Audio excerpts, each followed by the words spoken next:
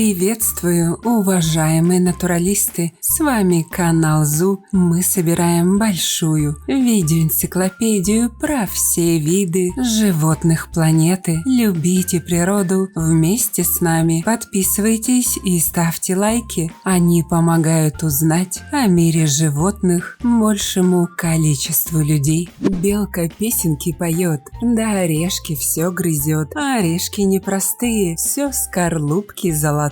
Ядра чистый изумруд. Слуги белку стерегут, чтобы эта рыжая милаха по случайности не проломила своими зубами кому-нибудь голову. Александр Сергеевич писал сказку для детей, поэтому ему пришлось умолчать этот жуткий факт из жизни всем известных нам пушистиков. Зато мы полумерами ограничиваться не будем и узнаем всю правду. Встречайте кошмар грызунов, птиц, ну и алкоголиков. Белку обыкновенную. Род грызунов семейства беличьих, рода красные белки. Кстати, есть ролик про самую гигантскую красавицу, индийскую белку. Ищите его в плейлисте «Животные Европы и Азии». Наша же сегодняшняя героиня – полноправная хозяйка отечественных лесов. Среди своих собратьев из рода беличьих лишь она сумела крепко обосноваться на территории лесов всей необъятной. Красная белка знакома практически каждому человеку, однако про ее личную жизнь знают немногие, и она скрывает множество неоднозначных фактов. Габаритами рыжуха не блещет, длина не превышает 30 сантиметров, из которых 2/3 занимает пушистый хвост. Кстати, его белочка отрастила не для красоты и нашего с вами умиления. Во-первых, так животинка обеспечила себя грелкой. В лютые холода наша героиня укутывается в хвост, как в одеяло. Во-вторых, хвост служит белке рулем, когда та уверенно прыгает с головокружительной высоты. Ну а благодаря мощным задним лапкам, одним прыжком эта малявка преодолевает в длину до 15 метров. Свои апартаменты белки устраивают в дуплах старых деревьев. В хвойных лесах они вьют самые настоящие шарообразные гнезда, которые называются гайна. Если дупло найти не удалось, а строить неохота, то рыжухи вероломно занимают гнезда птиц или селятся в скворечниках. При этом одна белка занимает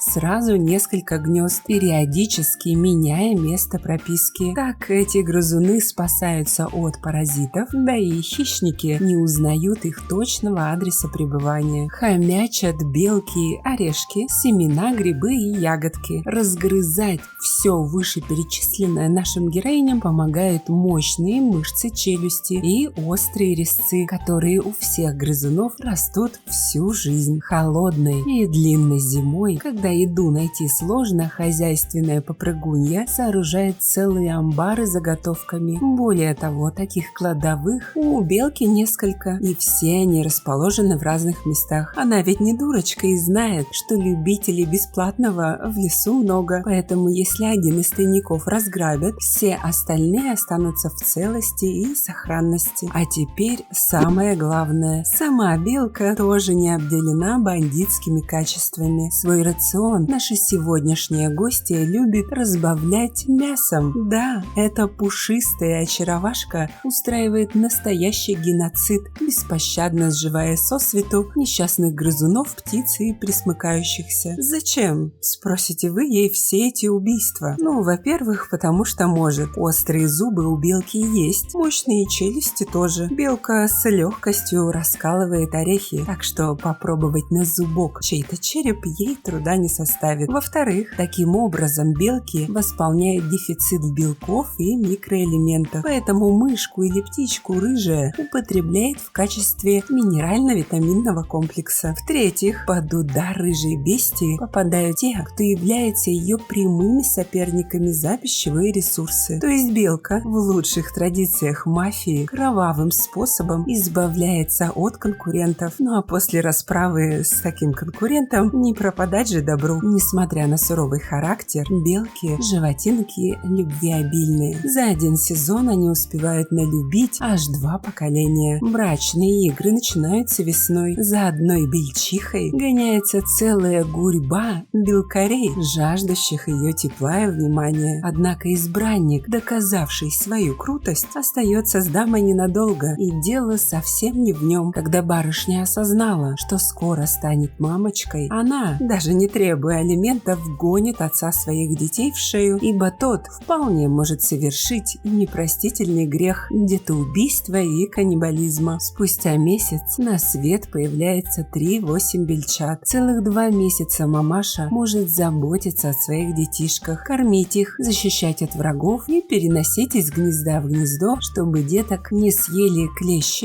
и блохи. Увы, первую зиму переживает лишь 15% молодняка. Будь иначе, всех птиц и мелких грызунов в лесу съедали бы эти рыжие чертята. Если же детишки все-таки пережили зиму успешно, то спустя год они сами будут готовы плодить маленьких пушистых убийц. В средневековье белка считалась ленивой, похотливой, жадной и глупой, сообразно ее чертам поведения. Кроме того, цветовой символизм предопределял, что белка, обладающая рыжей шкуркой, обладает и дурной природой. В скандинавской мифологии белка-грызозуб – посредник, связующее звено между верхом и низом, и бегает по мировому древу. Так что наши современники, считающие ее милой, просто не знают всю правду о белках или белках. А вот наши предки точно знали. А вы не разочаровались в рыжей лесной обитательнице? Напишите в комментах.